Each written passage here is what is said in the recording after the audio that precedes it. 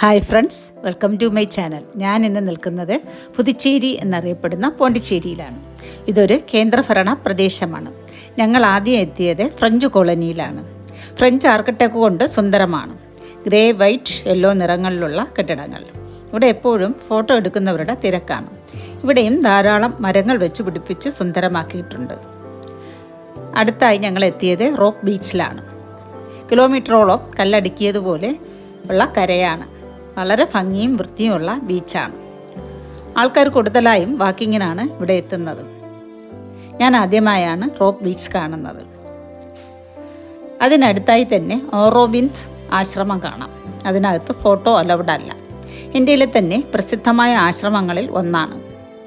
അതിന് വളരെ അടുത്തായി മണക്കുള വിനായക ക്ഷേത്രം കാണാം. ഇവിടെ ദേവീദേവന്മാരുടെ ചിത്രങ്ങൾ ആലേഖനം ചെയ്തിട്ടുണ്ട്. വളരെ ഭംഗിയാണ്. ഇവിടെ സ്വർണത്തിലും വെള്ളിയിലുള്ള രഥങ്ങൾ ഉണ്ട്. ഈ അമ്പലത്തിന് 500 വർഷത്തിലധികം പഴക്കമുണ്ട്. ക്ഷേത്രത്തിന് മുന്നിലെ കടകളിലെല്ലാം ക്ഷേത്രത്തിലേക്കുള്ള സാധനങ്ങൾ ഒരുക്കിയിരിക്കുന്നത് കാണുന്നത് തന്നെ നല്ല ഭംഗിയാണ്. നിങ്ങൾ എപ്പോഴെങ്കിലും പോണ്ടിച്ചേരി സന്ദർശിക്കുന്നു എങ്കിൽ വിനായക ക്ഷേത്രം തീർച്ചയായും കണ്ടിരിക്കണം.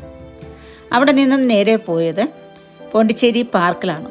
അതിവിശാലമായ വിസ്തൃതിയുള്ള പാർക്ക്. അവിടെ കുട്ടികൾക്ക് മാത്രമായി ഒരിടം ഒരുക്കിയിട്ടുണ്ട്. ഇവിടെ ധാരാളം പ്രസിദ്ധമായ പള്ളികളുണ്ട്. അതിലേറ്റവും പ്രസിദ്ധമായ ബസിലിക്ക ചർച്ചും. പള്ളികളുടെ ആർക്കിടെക്റ്റും ബ്യൂട്ടിയും കാണാൻ വളരെ മനോഹരമാണ്. പള്ളി ഏത് സമയവും ഓപ്പണാണ്. എപ്പോൾ വേണമെങ്കിലും പള്ളി നമുക്ക് സന്ദർശിക്കാം. അവിടെ നിന്നും പോയത് പോണ്ടി മറൈൻ ബീച്ചിലാണ്. അതും ശാന്തസുന്ദരമായ നല്ലൊരു ബീച്ച്. ഞങ്ങളുടെ ഒരു ദിവസത്തെ യാത്രയായിരുന്നു. പോണ്ടിച്ചേരി മുഴുവനും കാണണമെങ്കിൽ 2 ദിവസമെങ്കിലും വേണം.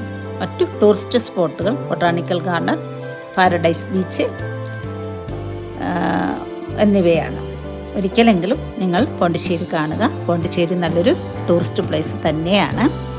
ബാക്കി നമുക്ക് നേർക്കാഴ്ചയായി കാണാം.